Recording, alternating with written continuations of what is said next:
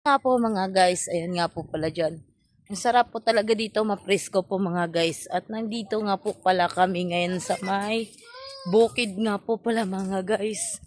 Ayan. At ito nga po pala kami ngayon. Mangunguha po kami ng bayabas. Ayan. At gamot daw po yun sa ano. Gamot daw po yun sa nagtatae. Ay, iyutan. Ay, sorry po. Hoy. Sko na, muntik pa ako madapa. Mga guys. Ito kami bayabas.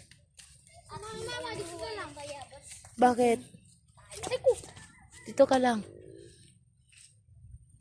Dito kami. At nandito pala yung mga motor nila. Nakapark.